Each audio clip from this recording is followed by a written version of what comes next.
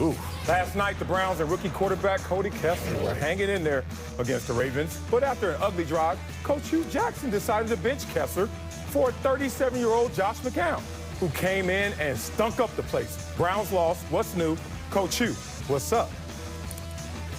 What I do now. Cody's still the quarterback. I took Cody out of the game because I wanted a spark. It was a little bit different and difficult, and so I wanted to try the veteran. And that's what I did. And there's nothing more to it than that. All right, here's a closer look at how things went last night. Goalie, did you have a problem with Jackson going to Josh McCown for a spark? I do. In a purely football sense, I always hate these moves. It feels like you're doing something just to do it, and especially when you've got a young guy who's starting to grow right now. That's what you're doing with Cody Kessler. You know, really the whole MO for this Browns organization right now is you're looking at the long term. You know that's the way you've built things around here.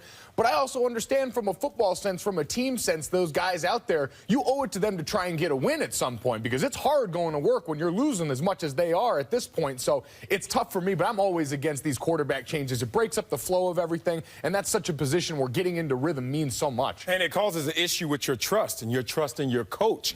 Think about it. This is Hugh Jackson, which everyone is touting as the next great coach. But if we look at his one season as a Raider coach, 8-8, so that's average. And then you come out and you got an 0-10 record, and then you can't even get your guys lined up for the first play from scrimmage. We watched these guys line up on the first play. I mean, the first play. They just came from the sidelines with coach. 1, 2, 3, 4, 5.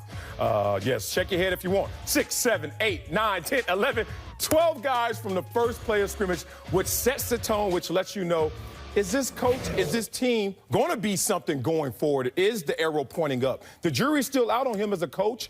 I know he's had issues at quarterback. I know he's had injuries at quarterback. He's had offensive line troubles. All these things are maybe dressing up an issue, which may start to fall on Hugh Jackson in prime time. This is a display you give to the entire nation. Not a good sign. No, not a good look at all. At this point, Hugh Jackson's got to be feeling like that dog in the room on fire, where no matter what he does, it's going to burn. And for him last night, oh man, that dog. Yeah, this is fine. Everything's fine right now because you look, he makes that change, hoping for a spark. But we know in the second half, they're a team that's been outscored 151-51 in the second half so far this year. So it doesn't seem no matter what he does, they're going to end up being the Browns. Oh, man, that's terrible. I mean, 0-6 team may be on the horizon for this team. Now, let's talk about a team that they may can beat. We don't even know about that. Alabama. Let's talk about Alabama and Brian Kelly. Very upset at Nick Saban in Alabama after Saban had former player Trent Richardson and other ex-Alabama players practice with the team to help them prepare for their game against LSU. Kelly had this to say about it.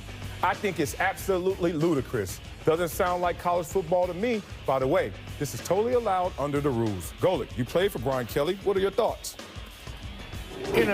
Listen. Don't give me the Notre Dame gloves. I'm not going to give you the Notre Dame I played for Notre Dame. I don't want that. Give me your objective opinion. You work at ESPN now. I'll give you the facts here. And listen, I think it sounds like a bit of whining right here, right? Because everyone's allowed to do this. This is under the rules for everyone. What I will say is it seems strange as a practice, right? That the NCAA, with everything that they restrict for a lot of these teams, is going to allow this, which seems so off the wall. It's something that's really just come into play or that we've seen happen this year. Marshawn Lynch practiced with Cal when they were in Australia, getting some scout team reps for them. Blake Sims was back with Alabama when they were getting ready for Texas A&M. So this is something we've seen teams start to exploit this year. I'm wondering where it's been before and how the NCAA has really allowed this to happen.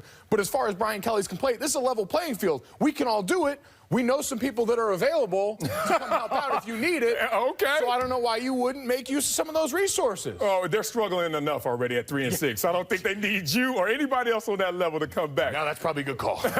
But if you look at the situation, to me, this is about class. This is about sophistication. This is about the coaches who are not only playing the game visually with the X's and O's, but are playing the game within the game and the game outside the game. Jim Harbaugh, who's moving his satellite training camps to other places. Why? For other efforts in recruiting. You talk about Nick Saban, who says, I'm going to bring back an ex-player, a player who has a name around here, inspires my guys through a hell of a week against LSU, and also we're going to get some great reps.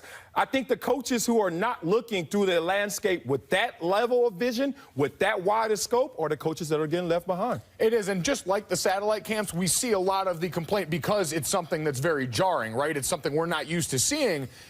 we wait and see how they adjust going forward now. Do we start to see Brian Kelly and other coaches move towards a bit more of this, or does the resistance create a rule change like we so often see with the NCAA? Yeah, now let's move on to a different sport. Let's go to MMA, and let's talk about what happened yesterday. Ahead of UFC 205, the notorious Conor McGregor made quite a scene at the pre-fight conference, showing up late in a white mink and acting a donkey.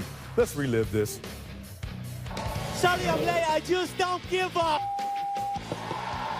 I run New York City. I'm a imp.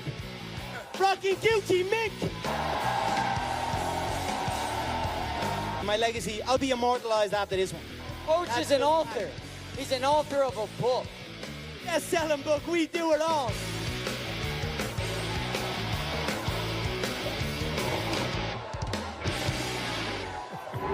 Now, I'm supposed to ask, do we still enjoy this? But I think that's a dumb question because absolutely I love this. You talk about a guy who could bring you hype on a Friday and then bring you hell on Saturday. He lives up to the billing. He brings all this energy to a point where I'm interested in the entire card, where I see a Conor McGregor come out there with that level of excitement. We talk about it in all sports, our sport, the NFL. What are guys complaining about? They can't have fun. They can't have excitement. We are grown men playing a kid's game. And if you're in the MMA or you're in NFL or any sport, when you see that level of energy, it's contagious. Gotta love it. I did love it for a little while, and he even almost had me there with the mink. I'm just glad to see him wearing clothes after his brief NBA stint the other night where he decided that that was, in fact, optional. But at some point for me, this all starts to feel a little bit forced. You saw the chair grab in there. It felt like a little bit of a WWE promo, which we've seen him sort of start politicking for down the road here. So I'm getting a little too caught up in the act for me, and I start to root. I hope to see the interest you want me to have in the card. I hope to see this dude get knocked out now. I kind of like seeing the guy run his mouth, get it shut. But when the celebrations get elaborate, they always have to be forced. They always have to be calculated. He wore a white mink, Golick. A white mink with the tag still on it because he's letting you know I'm bringing it back after I get my money right. After I get that win. Boy, if I had that lip sweater on that one. They got to update that picture. They got to update that picture. But accuracy. But that mink is so clean, man. You talk about a guy who brings it on every level, showmanship, and then he brings it when he's in the octagon. I'm loving it, man. So give him some love, brother. No? Yeah, I'm out. You out. All right, let's go to some bad news since we got Scrooge over here. Let's start with the first Jeer. Let's go with Funes Mori, Argentina, Brazil. Mori completely flips Neymar and gets a yellow card. Him and Richard Sherman texted before this one. Got you. Neymar lives. Damn, that looked like it got hurt. Upper back fracture or something. 2 Jeers for Spencer Drango. Oh, my man. Oh, this is bad. Browns, Ravens, Drango doesn't do a great job at protecting his quarterback. Let's say that. But if we take a second look at this, I don't know where his athletic ability went. He just sort of like glitched right there. The computer system was fried. He saw it happening. That's stop shuffling. That's a guy living too much in the playbook. And 3 Jeers for South American soccer. Check out this ridiculous. Get off me. Hey, if you can't control your rage, on my farm, we have a way to handle you, okay? You imagine that? We'll be right back. But first, Rachel Nichols took the jump to the White House for the Cavs visit with President Obama. And it airs today at 5 Eastern. Wow, they got that money, huh? Here's a sneak peek at what they did. Can't hide it.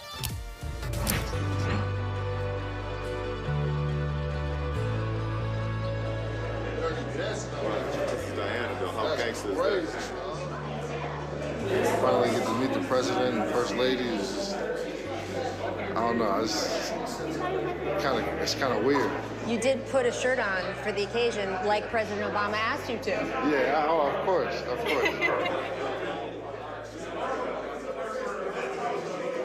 Cavaliers. Yeah.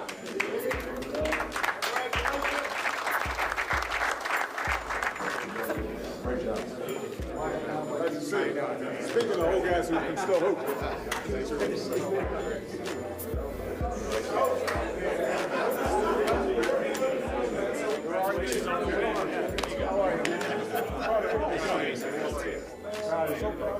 Hey, how are you? Good to see you.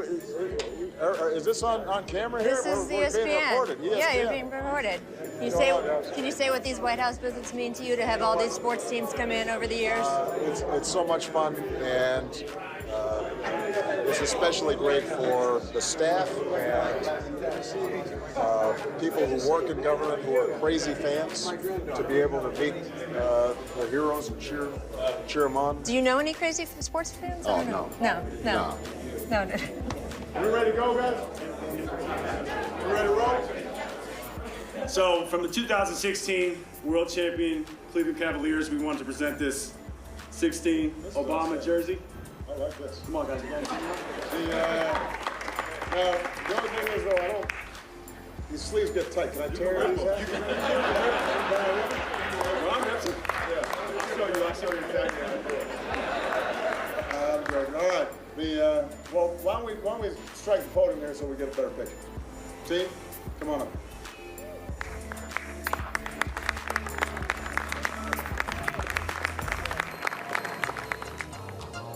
Sports Nation is presented by Toyota. Let's go places. Pulse of the Nation, presented by Toyota. Last night, after another Lakers win, Kentucky alums DeMarcus Cousins and Julius Randle got into it. Golden, what do you think they're saying to each other? Hey, man, you seen Girl on a Train yet? I heard it didn't quite live up to the standard set by the book. Oh, no. Oh, you went there. Oh, I thought they were going back to, hey, man, how much you get paid at Kentucky? Oh, what? They paid you that much? No. Oh, Coach, that's still my girl. Giving out raises. That's still my girl. What? Go back to the dorms, man. You ain't been back yet. Something like that. But you notice Julius is deep. The Lakers are together. And DeMarcus is solo over there. I don't know what that says about team chemistry right there, but we'll see. Loser. Could have been DeMarcus in that fight. Unspectacular saves. Check out this awesome diving save Ryan Miller made last night. Woo! Snagged it. I was just at a hockey game last week. Shout out to the Kings. Beat the Calgary Flames 5-0. Yes, I was easy to identify in the audience, but it was a good. I didn't see anything like that. But amazing hockey when you're there. Yeah, I'm sure it is. Is this still your guys' hockey quote on Sports Nation for the year now? Are you good to go from here on? Oh, yeah, we're going to fill it right here. It was impressive. I just love how big and goofy he looks sliding in those pads. It looks like a bear got lost on the ice out there. Yeah, that's great pretty catch, sweet. though. Yeah, and then he caught it with the offhand, which we don't see a lot in the NFL. So, hey. Good move for you, brother. Let's go to winner. Shock. Oh, okay, let's call it feelings then. All right, whatever. Iman Shumpert made this face yesterday when he saw President Obama's podium get disassembled. He later tweeted, quote, all he said was team. Hashtag he the man.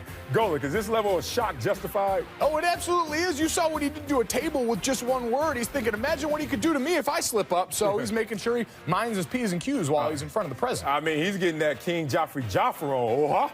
I mean, all he did was that, and Oha just came out and just took a point. The entire podium, insane. Yeah, we missed that. We missed the rose petals. That was off on the other side of the camera out there. I mean, Obama's got to flex his muscle. He only got, what, 6 weeks left? Got to do it, brother. Exactly. I ain't mad at you, man. Loser. Haslam's face. Ooh. Dwayne Wade returned to Miami and blew chalk in Udonis Haslam's face before the game began. Golick, what do you think about that? I don't know if Udonis is the guy I want to do. I know they got the history there, but you're on opposing sides now. We talked about how Pat Rowley is, you're either with me or against you. I got to imagine Haslam falls into that same vein, so. But I wonder if he was torn. Like, part of him was like, oh, this is cool, but part of him was like, damn, Riley's going to watch this and get mad at me. So I don't know which way to fall. But I know who wasn't with that. Winslow, Justice Winslow, was not playing in games. Dwayne Wade tried to walk up to him and say, what's up, youngster? He was like, nah, old man. Not that kind of party anymore. So play respect. too much.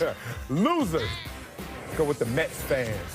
Bartolo Colon is reportedly signing with the Atlanta Braves, bringing an end to a very special era in Mets baseball. Oh, Golick, how sad should Mets fans be?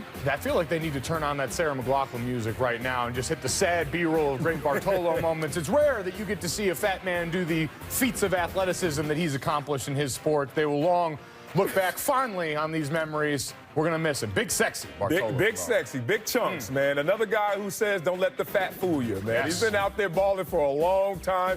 But, hey, at least he's not retiring from the sport, just moving on to a different place, different market, but we'll still get to see him go get it, huh? Yeah, a little change of scenery. We got two guys up here that can appreciate feats of fat excellence out there on the field. You ain't lying. I tell them all the time, all right, size me up and you won't. Never mind. I think we spoke too soon, That's big foul dog. right there. That's foul. Oh, that's it from L.A. We'll see you next week. Beadle, hopefully to see you here, too. Stop taking Fridays off. 3 days.